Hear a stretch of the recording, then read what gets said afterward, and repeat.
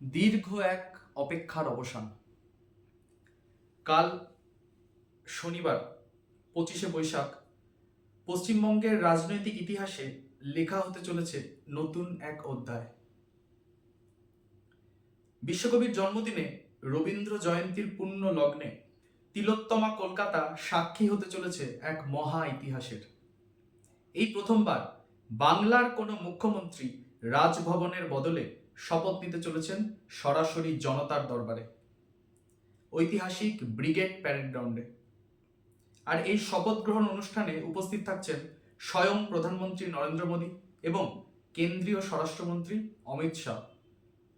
কেমনভাবে সাজানো হয়েছে ব্রিগেড, কারা কারা জায়গা পেলেন এই নতুন মন্ত্রিসভায়, সব জানাবো আজকের এই ভিডিওতে।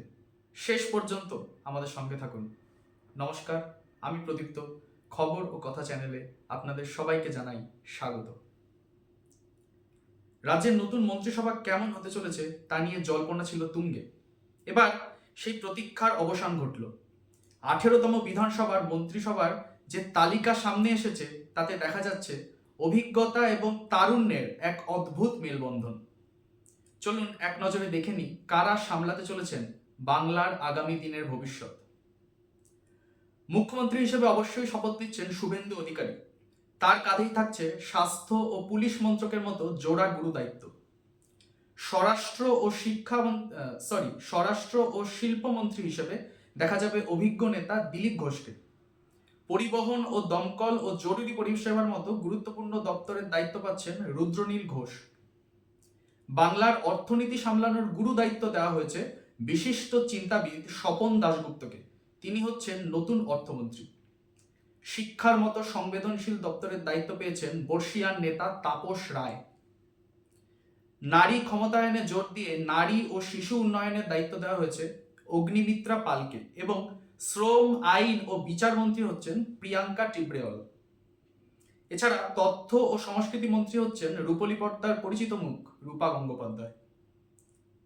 শুধু তাই নয়, উত্তরবঙ্গ থেকে সুন্দরবন সব দিকেই নজর রাখা হয়েছে এই মন্ত্রিসভায়। উত্তরবঙ্গ উন্নয়নের দায়িত্বে আছেন শঙ্কর ঘোষ এবং খাদ্যমন্ত্রী হচ্ছেন নিশীথ প্রামাণিক।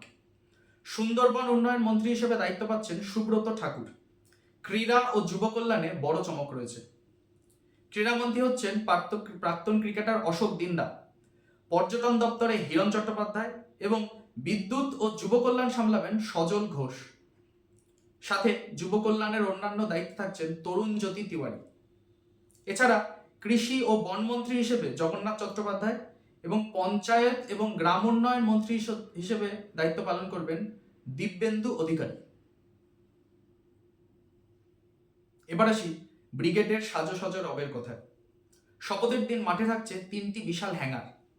মাঝের হ্যাঙ্গারে শপথ পাঠ করাবেন মাননীয় রাজ্যপাল। এই মূল মঞ্চের একদিকে থাকবেন প্রধানমন্ত্রী, স্বরাষ্ট্রমন্ত্রী সহ অন্যান্য রাজ্যের বিশিষ্ট মুখ্যমন্ত্রীরা। অন্যদিকে বসবেন আমাদের এই নতুন মন্ত্রিসভার সদস্যরা। নিরাপত্তার চাদরে মুড়ে ফেলা হয়েছে গোটা ব্রিগেড চত্বর। নজরদারি চালানোর জন্য থাকছেন প্রায় 4000 পুলিশ কর্মী। বসানো হয়েছে 20টির বেশি মেটাল ডিটেক্টর গেট। সাধারণ মানুষ থেকে শুরু করে ভিভিআইপি অন্তত 10,000 অতিথির বসার এক বিশাল বন্দোবস্ত করা হয়েছে।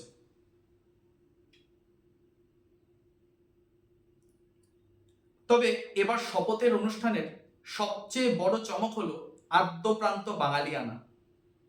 যেহেতু কাল 25শে বৈশাখ, তাই রাজনৈতিক শপথের মঞ্চ পরিণত হবে বাংলার কৃষ্টি ও সংস্কৃতির এক মিলন মেলায়।